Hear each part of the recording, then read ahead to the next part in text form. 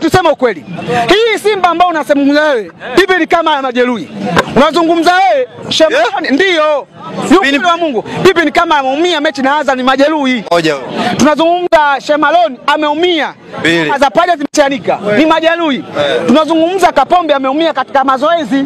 Tunazungumza Ngoma ameumia katika mazoezi. Kwa akili ya kawaida unaenda kutana na Yanga hii hapa Kome, hii ya Stefano Aziki, wao utaleta timu. Kama tangu ungekuwa kiongozi wa Simba, ungeleta timu? Hapana. Wametumia akili. Unawapongeza. Umesikia? Mimi nawapongeza kwa kutumia akili na kuwapumbaza mashabiki wao.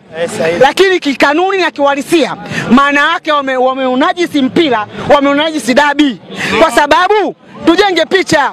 Kuna watu wamefanya kazi ya promotion ndani ya wiki 2 kama Azam, uongo kweli? Kuna watu wamefanya promotion kama Yanga kutangaza hii mechi, uongo kweli? Kuna watu wametoka mikoani, Iringa, Mbeya, wametoka Simiu, kuna watu wametoka Marekani, wametoka Canada. Kwa nini ni dabi? Hii ni dabi ya nchi. Kuna akina mama leo naamini kupitia dabi hii tunaenda kuvunja minyororo ya umaskini katika nchi.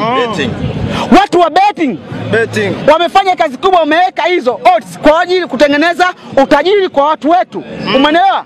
Wanaenda kualisha iko kitu. Je, ina faida kwetu sisi? Kanuni ipi ambayo inasaidia wao kususia hiyo mechi?